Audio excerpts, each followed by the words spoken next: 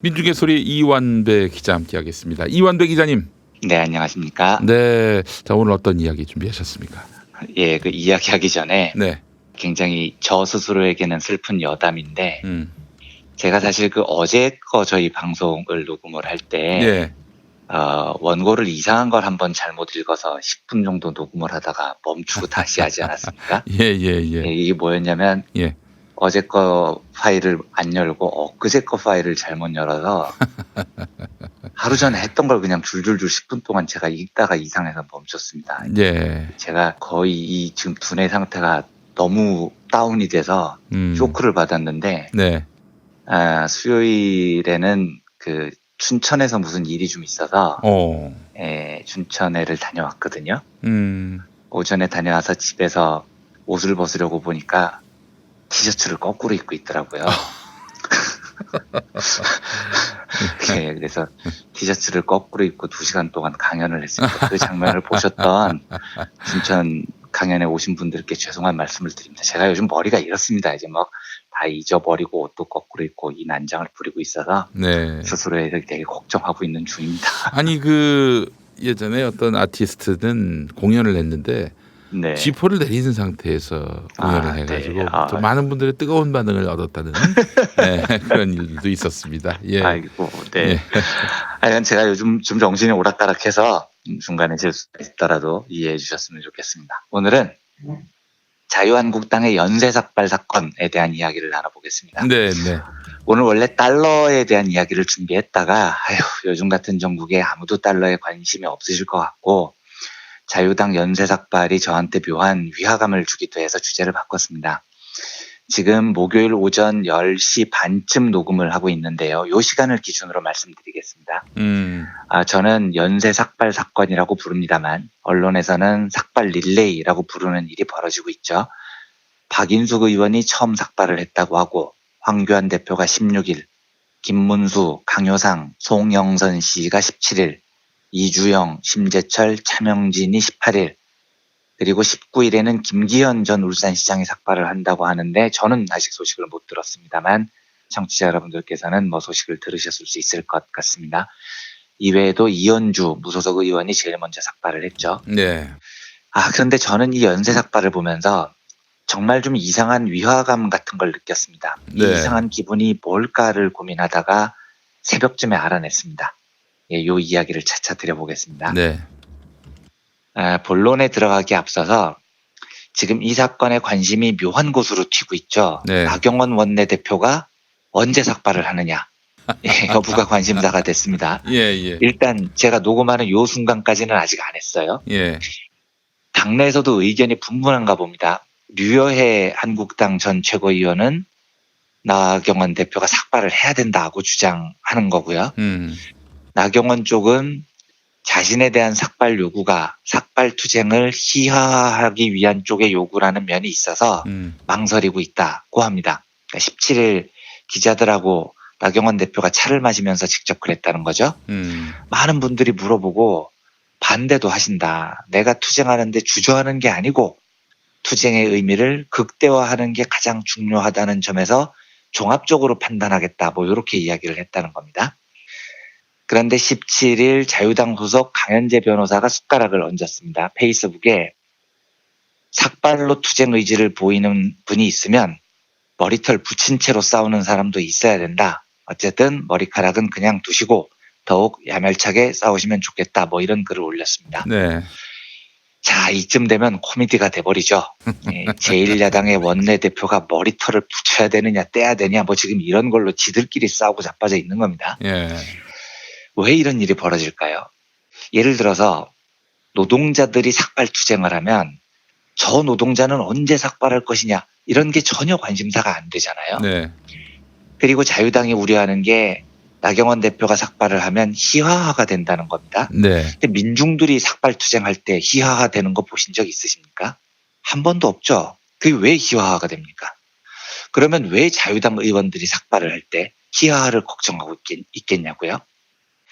이유는 투쟁의 선택권이 있느냐 없느냐의 차이입니다. 예, 자세한 설명은 조금 이따가 드리겠습니다만 하버드 대학교 경제학과 샌딜 멀레이너선 교수와 프린스턴 대학교 심리학과 엘다 샤퍼 교수의 공동 연구 중에 이런 게 있습니다. 가난한 사람들이 사채 같은 걸 많이 쓰죠. 네. 이자가 워낙 세기 때문에 10중 8구 그 돈을 못 갚습니다. 나중에 장기 뺏기고 험한 일을 당하죠. 사람들이 궁금해합니다. 쟤들은 왜 저렇게 미래에 대한 계획을 못 세우는 건가?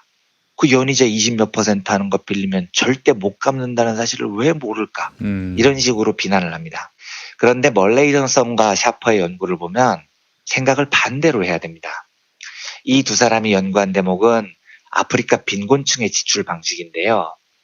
아프리카 빈곤층은 돈을 매우 즉흥적으로 씁니다. 확 써버리는 거죠, 생기면. 네. 저축을 생각도 안 해요. 어떨 때에는 돈 좀 생겼다고 핸드폰을 덜컥 사버립니다. 지금 핸드폰이 문제가 아니잖아요. 내일이면 또 굶어 죽을 수도 있는데 저축을 해야죠. 네. 하지만 그렇게 무계획적으로 돈을 쓰고 나중에 돈이 없어서 고금리의 사채를 씁니다. 그런데 멀레이너선과 샤퍼는 문제의 원인과 결과를 바꿔서 봐야 된다고 봅니다. 우리는 쟤들이 저 따위로 미래를 생각 안 하고 무계획적으로 돈을 쓰니까 가난하지 라고 생각하죠? 아닙니다. 가난하기 때문에 무계획적으로 지출을 하는 겁니다. 그러니까 빈곤층의 뇌는 막다른 골목에 항상 놓여 있습니다. 그래서 이 뇌의 모든 신경이 당장 닥친 문제를 어떻게 해결할까에만 집중이 되어 있는 겁니다. 당연히 내일의 일을 염려할 뇌의 여유가 없어요. 그러니까 미래를 대비하는 훈련이 안 돼 있는 겁니다. 이 두 학자가 증명해 보이기 위해서 앵그리버드 게임 실험을 하는데요. 앵그리버드 게임. 예, 앵그리버드는 다들 아시는 그 게임입니다. 열받은 새가 폭탄 쏴서 돼지 맞추는 게임이요. 참가자들을 두 팀으로 나누는데 한 팀에는 폭탄을 조금만 줍니다. 빈곤층을 일부러 만든 거죠. 다른 쪽은 폭탄을 5배를 더 줘요. 부유층을 만든 겁니다. 게임을 해보면 폭탄 숫자가 적은 빈곤층의 집중력이 훨씬 뛰어납니다.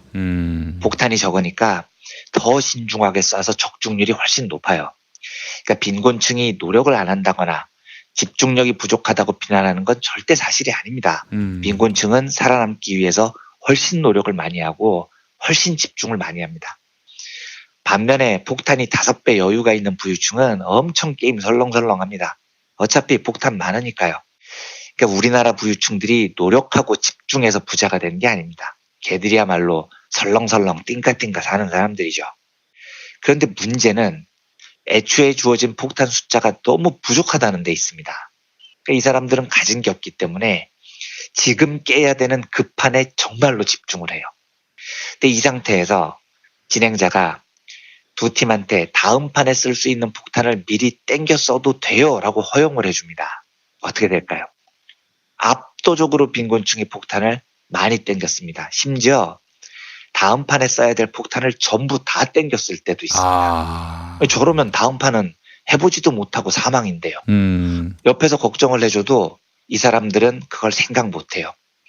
당장 이 한 판 깨는 게 부족한 사람들에게는 너무나 절박한 과제거든요. 즉 가난할수록 부족할수록 뇌는 미래가 아니라 지금 당장 요때만을 생각하게 됩니다. 아프리카 민중들이 굶어 죽으면서 왜 핸드폰을 살까요? 왜 빚을 낼까요? 이 사람들은 내일을 생각할 여유가 없는 겁니다. 그래서 평소에 정말 절박하게 살다가 갑자기 공돈이 생기면 우리 생각에는 내일 대비해서 저축해야 되잖아요. 네. 아니에요. 오늘 지금 당장 핸드폰 사서 행복해지고 끝을 내는 겁니다. 그리고 내일 또 쫄쫄 굶죠. 저는 저한테 누가 단식투쟁이나 고공농성 같은 거 하겠다고 하면 진심으로 말립니다. 하지 마세요. 생각을 바꾸세요. 간절하게 부탁을 합니다. 왜냐하면 단식이나 고공농성은 퇴로가 없는 투쟁이거든요. 사람이 서서히 죽어가는데 멈출 수가 없습니다. 이걸 어떻게 멈춥니까? 동지들의 목숨이 걸려 있는데요. 물론 동지들은 말리죠. 하지만 못 그만둡니다. 이 진짜 미칠 노릇이거든요. 그래서 사람이 죽기 직전까지 가는 겁니다. 고공농성 했다 하면 1년을 넘어가는 게 보통이잖아요. 네. 그리고 그 사람들도 그걸 알아요. 그런데 왜 하는 줄 아십니까? 나중을 생각하기에는 지금이 너무 절박하기 때문입니다. 이 사람들은 미래가 어쩌고 이런 생각을 할 상황이 아닙니다. 선택권이 없어요. 오로지 지금 이 문제, 동지들의 복직, 이 하나 외에 아무런 생각을 못합니다. 그래서 나중에 어떻게 되건 굶어 죽건 병들어 죽건 이건 지금 해야 돼 하고 그 지옥으로 걸어 들어가죠. 제가 자유한국당 연쇄삭발 사건의 위화감을 느끼는 이유가 이겁니다. 삭발 혹은 단식이나 고공농성도 마찬가지입니다만 이건 선택의 여지가 없는 사람들이 하는 겁니다. 지금 모든 것을 걸어야 하는 사람들의 투쟁이라고요. 이게 가난한 사람들이 사채 쓰는 것과 비슷합니다. 사실 절대로 권할 만한 투쟁이 아니에요. 저는 항상 우리 건강하게 잘 먹고 싸웁시다 라고 말하는 쪽입니다. 그래서 그걸 하는 걸 보면 너무 안타까워요. 하지만 위화감은 없습니다. 왜냐하면 그분들이 선택권이 없다는 사실을 알고 있기 때문입니다. 그런데 만약에 이재용이 삭발투쟁한다고 상상을 해보십시오. 이거 엄청 이상하지 않습니까? 예? 왜 이상하냐면 이재용은 선택의 여지가 없는 사람이 아니거든요. 비유하자면 이재용이 핸드폰 사느라고 사채로 돈을 빌렸다는 건데 아니 이재용이 왜 사채를 써요? 가진 돈이 9조 원인데 그 얘기 들으면 뭐 빈곤 체험이야 뭐야 씨 이런 위화감이 들잖아요. 예. 미국 민중들은 뉴욕 월가 앞에서 텐트를 치고 몇 날 밤을 새면서 월가를 점령하라를 외치죠. 이건 위화감이 안 듭니다. 그런데 월가 CEO들이 백악관 앞에서 단식 투쟁한다고 생각해 보십시오. 웃기지 않겠습니까? 이게 왜 웃깁니까? 월가가 선택의 여지가 없는 자들이 아니잖아요.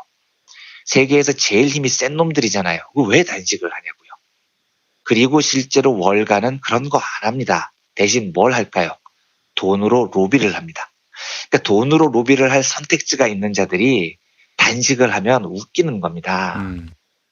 정치인들의 투쟁도 마찬가지입니다.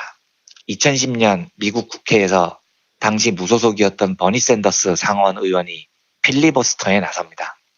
이 필리버스터는 우리가 봐서 알지만 정치인의 정말 절박한 투쟁이잖아요. 네. 그리고 당시 샌더스는 지금처럼 유명한 샌더스가 아니었습니다. 아무도 모르는 버먼트라는 조그만 주의 무명의 상원 의원이었다고요.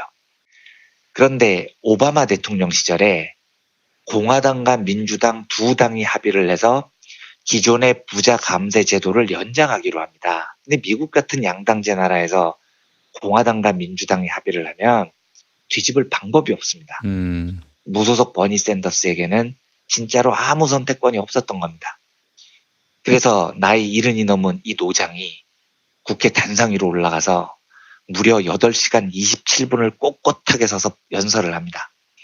8시간 27분 동안 연설을 멈춘 게 딱 2번인데 이것도 샌더스가 멈춘 게 아니고 민주당 의원들이 샌더스한테 질문을 해서 멈춘 겁니다. 그러니까 민주당 의원들도 샌더스 연설을 방해하려고 했던 게 아니고요. 미안했던 거예요. 자기들도 솔직히 부자 감세안 연장하고 싶지 않았는데 정치적으로 합의가 된 거죠.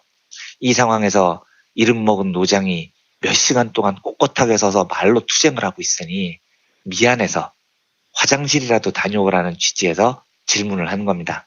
그런데 샌더스는 끄떡도 하지 않고 계속 그 자리를 지킵니다. 이 장면이 미국 전국에 생중계가 되면서 샌더스가 일약 미국 민중들의 희망으로 떠오르죠. 나이 70을 넘긴 샌더스가 대소변을 참아가면서 8시간 27분 연설이라는 극한적 투쟁을 한 건 선택의 여지가 없었기 때문입니다. 무소속의 사회주의자를 자처하는 의원이 뭘 할 수 있었겠냐고요. 그러니까 이 사람은 이런 투쟁을 해도 위화감이 없습니다. 그런데 이걸 트럼프가 필리버스터를 한다고 생각을 해보세요. 아, 대번에 쇼한다, 쇼해. 이런 생각이 들잖아요. 왜냐하면 트럼프는 선택의 여지가 너무 많은 사람이기 때문에 그렇습니다. 그 절박한 투쟁을 할 이유가 없어요. 그러니까 쇼죠. 자, 그러면 자유한국당 의원들이 선택의 여지가 없는 사람들입니까? 국회의원이잖아요. 돈도 엄청 많아요. 살아 숨쉬는 기득권입니다. 그런데 그 사람들이 선택의 여지가 없어서 지금 당장의 목숨을 걸어야 하는 미래가 없는 민중들의 투쟁 방식을 흉내를 낸 겁니다. 그래서 저는 저 연쇄 삭발이 왠지 이재용이 삭발하는 그런 기분이 드는 겁니다. 제가 진보적이고 자유당에 반대하기 때문에 드리는 이야기가 아니고요. 저는 연쇄삭발이 내용을 떠나서 정서적으로 국민들에게 위화감을 줄 거라고 봅니다. 할 게 너무나 많고 가진 권력이 너무나 많은 자들이 절박한 민중들의 투쟁을 흉내를 내면 정서상 공감이 되겠냐고요. 공감이 안 되니까 사람들 관심사가 나경원 과연 언제 삭발할 것인가 두둥, 황교안 모발 이식 어디서 했나 두둥, 뭐 이런 데 몰리는 겁니다. 아무튼 자기들끼리는 비장한데 저한테는 전혀 비장하게 보이지 않아서 저 투쟁이 주는 위화감이 뭘까를 고민하다가 이 생각이 들어서 이 주제로 브리핑을 드렸습니다. 네, 아이고 깔끔합니다. 그래요. 정말 제가 여러 방송에서 얘기했지만은 네, 이렇게 삭발 투쟁을 하면요. 네, 이런 힘없는 민중 노동자들 삭발 투쟁이라는 극한의 투쟁을 벌일 이런 사회적 약자들은 더 극단적이고 더 정말 그러니까요. 예. 극한의 그런 고난을 감내해야 하는 투쟁을 할 수밖에 없어요. 그러니까요. 지금 저렇게 들어오면 그 투쟁하는 사람들은 정말로 한 3배, 4배, 10배, 10,000배 이런 걸 기획해야 되는데 그분들은 그걸 진짜 해요. 왜냐하면 미래가 없으니까요. 네. 그러니까 지금 자유당 놈들이 하는 짓은 정서적 공감도 안 되고 한심하고 사악하고 뭐 그런 거죠. 네. 제가 그래서 저기 한 가지 아이디어를 냅니다. 네, 앞으로 삭발 투쟁. 네, 저쪽에서 삭발 투쟁하면은 어차피 그 삭발하더라도 언젠간 머리카락이 다 자랄 거 아니에요. 네. 이쪽은 장발 투쟁을 하는 겁니다. 시간이 지나면 지날수록 머리털이 길어지기 때문에 네. 얼굴을 다 덮어버리면 얼마나 사람들에게 큰 충격과 경각심을 주겠습니까? 정말 훌륭한 아이디어라고 생각합니다. 저는 실제로 네, 삭발, 단식, 고공농성 이런 걸 진짜 말리는 쪽이고요. 네, 유쾌하게 하자는 쪽입니다. 유쾌하게. 네, 예를 들어서 삼보 일배 같은 거 하지 말고 예, 예전에 그 탁현민 전 행정관이 제야에 있을 때 삼보 일폭 뭐 이런 거 했었잖아요. 예. 투쟁을 저는 그런 식으로 하는 게 좋다고 생각을 해요. 근데 우리 민중들은 워낙 절박하니까 네. 그렇게 극한적 투쟁을 합니다만 저는 조금 투쟁을 밝게 하자는 쪽입니다. 진짜로요. 전에 그 어떤 일본인 활동가가 네. 대학 등록금이 너무 올라가지고 그게 감당이 안 되니까 네. 일본에서 가장 싼 생선이 꽁치거든요. 네. 그래서 대학 본부 앞에 가서 숯불을 피우고 꽁치를 네. 구웠대요. 그 냄새가 진동을 해가지고 그래서 결국 대학 본부 쪽에서 알았다 이러면서 훌륭합니다. 네. 유쾌한 훌륭합니다. 투쟁으로 가야죠. 아이고 네, 참 네. 지금 또 사실 그제로 고공농성 100일 맞은 김용희 선생 네. 눈에 밟혀서 참 여러 가지로 그렇습니다. 씁쓸한 그런 네. 시간이었습니다. 네, 자 이한배 기자님 말씀 잘 들었습니다. 네, 감사합니다. 김